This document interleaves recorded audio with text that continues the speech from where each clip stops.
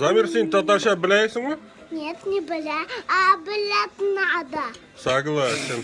Надо шул надо, тик кемгә надысың ул? Сәлам, минем исемем Ильяс Шәйхмәтов һәм бүген әлеге видео кысаларында мин үземнең фикерләрем белән бүлешәчәкмен. Әлеге видео инде күптән баян! Ләкин аны карагач, минем чыннан да елыйсым килде. Менә мин дә аңламыйм шул. Чыннан да татар теле нигә кирәк? Биреп карагыз әле үзегезгә шул сорауны. Дөрес, җавап табу бик кыен. Ә менә син шул сорауны бабайыңа биргән булсаң, яки мин үземнең бабайыма биргән булсам, ул минем түбәмә бирер иде. Объектив булыйк. Яшьләр милләтебезнең киләчәге. Татарстан Республикасында татар телендә укытмыйлар диярлек, укыткан очракта имтиханнарны барыбер рус телендә тапшырырга кирәк булачак. Берәр кая эшкә урнашканда сиңа бу тел кирәк булмаячак. Син мәсәлән берәр ТНВга урнашмасаң инде. Завидуешь, да? Һәм инде яшьләрне кызыксындыра торган төп сорау бу тел ярдәмендә акча эшләп булмый. Бу күктән төшкән сүзләр түгел, мин инде яшьләр белән аралашам, үзем дә бик карт түгел. Мин моны күрәм, ишетәм һәм елыйм. Өметем бар. Бәлки яшьләр берәр көнне акылга килерләр.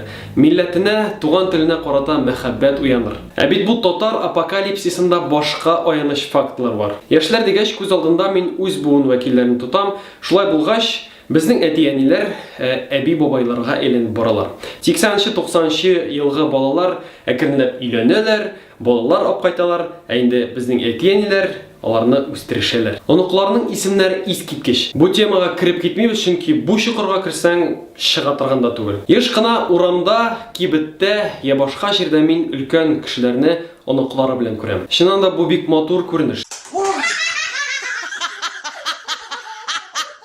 Сүз дә юк, ләкин аларның ничек аралашканын ишетсәм минем колакларым шиңә. Хәтта минем танышларым, мәсәлән, берәр Рафи сабый үзенең оныгы Илнур белән Пойдем, былай түгел.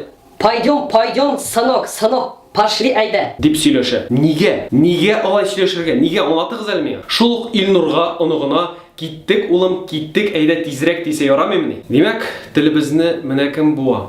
Менә кем яңа буынны үзенең туган телен, татар телен белмичә үстерә. Киләчәк буын гомумән татар телен белмәячәк булып чыгамыни? Мин моның белән килешмим. Татар теленең нинди булачагын һәм аның нинди хәлдә булуы әлбәттә бездән тора. Аның нинди дәрәҗәдә икәнлеге һәм кирәк булуы, булмавы шулай ук бездән тора. Ике тел белүнең ни зыяны бар? Ә балагыз ике тел белсә кай җире кими? Гомумән сез уйланасыз микән бу турыда? Әлбәттә, өлкән буын вәкилләре бу видеоны күрмәсә дә, бит яшьләр интернетта утыра һәм бер яки ике кеше бу видеоны карап уйланса һәм бәлки әтисенә, әнисенә я бабасына бу видеоны күрсәтеп берәр нәрсә аңлатса, мин бик шат булыр идем. Җәмәгать, алдан әйтеп куям, мин националист түгел, минем дусларым арасында урыслар да, чуашлар да, әрмәннәр дә бар һәм һәр милләт, һәр тел үзенчә матур. Безнеке дә Аллага шөкер һәм бар кешене дә мин бер тигез яратам. Кызым, улым диюгә ни җитә. Һәм инде папа, мама дигән сүзләр бик матур булсалар да, алар бер кайчанда иң назлы, иң матур әнием, әтием сүзен алыштырмаячаклар. Минем белән килешсәгез, зинһар өчен видеога лайк куйгыз һәм дусларыгызга күрсәтегез. Ә инде килешмәүчеләр булса, сезнең фикерләрегезне шулай ук мин күрергә бик шат булырмын. Комментарийлар ачык. Игътибарыгыз өчен рәхмәт.